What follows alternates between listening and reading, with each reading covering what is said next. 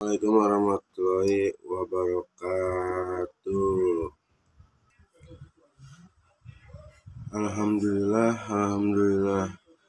Alhamdulillahirabbil alamin wa bihi nasta'in wala umuri dunya waddin wassalatu wassalam ala asrofil anbiya'i wal mursalin wa ala alihi wa sahbihi amma ba'du. Pertama-tama marilah kita panjatkan puji serta syukur atas berkat limpahan rahmat-Nya kita semua bisa berkumpul di tempat ini. Dan selanjutnya yang terhormat Bapak Dr. Misriandi MPD dan para pemirsa yang tidak bisa saya sebutkan namanya satu persatu, namun tidak mengurangi rasa hormat dan takzim saya. Langsung untuk yang pertama kita terkawal.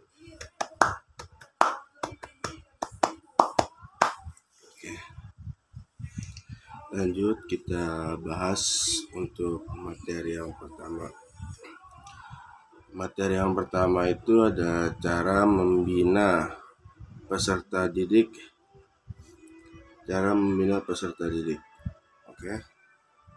Yang pertama itu ada 3 lingkungan pendidik. Yang pertama lingkungan keluarga, yang kedua lingkungan sekolah, yang ketiga lingkungan masyarakat. Selanjutnya, makna kepanduan.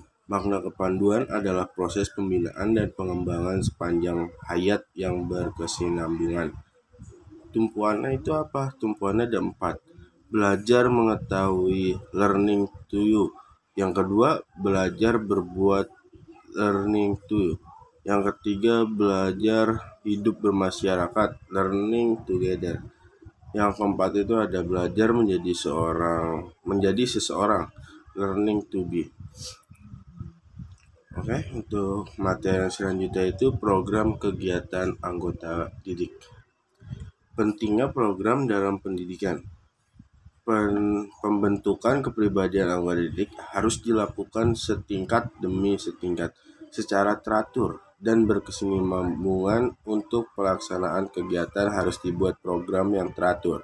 Tanpa adanya program yang teratur, usaha pendidikan merupakan usaha yang lepas-lepas, bahkan simpang siur. Program harus tertulis dan perlu program pengganti. Program pengganti apa? Program merupakan peta jalannya pendidikan dan baik tidaknya usaha pendidikan. Oke, selanjutnya ini kita bahas tentang program anggota. Program anggota itu ada sifat meliputi seluruh pengamalan anggota didik dalam gerakan. Hal ini merupakan suatu proses progresif pendidikan dan perkembangan pribadi. Oke, selanjutnya langkah-langkah. Program harus sesuai dengan perkembangan jiwa anggota didik. Itu ada 3. Kaum muda sebagai pusat pendidikan, kemudian perhatikan minat bakat, kebutuhan dan kemampuan anggota didik. Yang ketiga ini sesuaikan dengan latar belakang sosial ekonomi serta perkembangan jiwa anak masing-masing. Terus penyajian prodik. Implementasi prodik oleh pemimpin pandu yang bekerja secara kekeluargaan dengan anggota didik, kegiatan bermutu. Oke, kemudian ada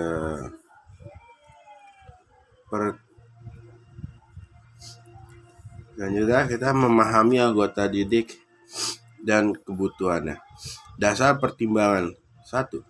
Insan manusia yang satu dengan yang lainnya mempunyai persamaan yang berbedaan.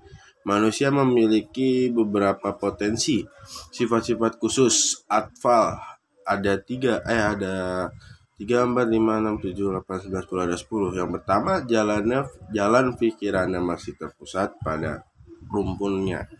Yang kedua, telah membawa pengetahuan dan pengamalan dari keluarga atau TK, ABA, dan lain-lain. Yang ketiga, pemahaman yang bersifat abstrak masih sedikit. Yang keempat, nilai kemasyarakatan berkurang. Yang kelima, membentuk sikap hidup sehat pada dirinya sendiri.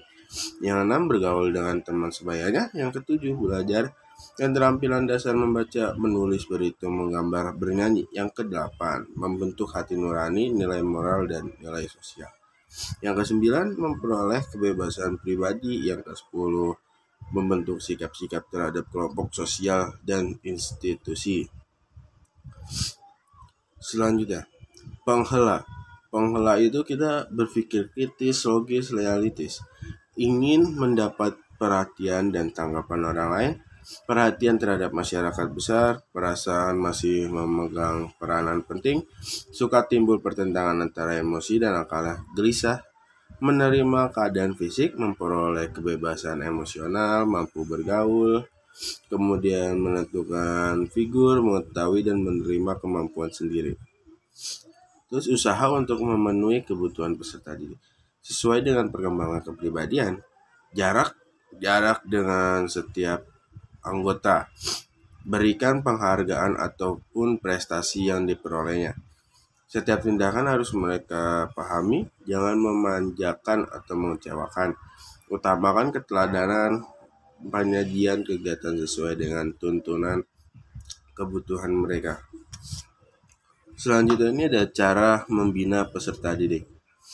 Pendahuluan. Pembinaan satuan adalah panduan dewasa. Terkadang kegiatan yang dilakukan kurang sistematis, tidak berkesinambungan, dan cenderung mendekati pendidikan formal. Kepanduan pada hakikatnya tidak akan mengambil alih tugas pendidikan di sekolah. Kemudian pendidikan adalah usaha penyiapan peserta. Kepanduan HW adalah pendidikan yang melengkapi segmen yang belum ditangani oleh lembaga lain. Sasaran kepanduan dalam arti luas sebagai insan yang mandiri, peduli, bertanggung jawab, dan berpegang teguh pada nilai dan norma masyarakat. Kepanduan dalam arti luas bertumpu pada belajar mengetahui, learning to know, belajar berbuat, belajar hidup bermasyarakat, belajar menjadi seseorang. Sistem keteladanan. Sistem sikap keteladanan pemimpin satuan, rasa cinta kasih sayang, rasa keadilan, dan rasa kesanggupan berkorban. Rasa disiplin inisiatif, rasa tanggung jawab kepada Allah, masyarakat, dan dirinya sendiri. Mengetahui dan dapat melaksanakan PDK dan MK dalam setiap kegiatan.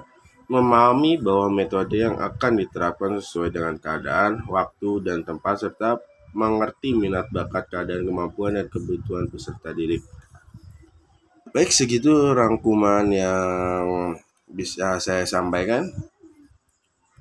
Nama saya Fernanda Bayu Tarianto dari kelas AWOR Prodi Olahraga Pendidikan Olahraga dengan NIM 2208070002. Sekian, terima kasih. Wassalamualaikum warahmatullahi wabarakatuh.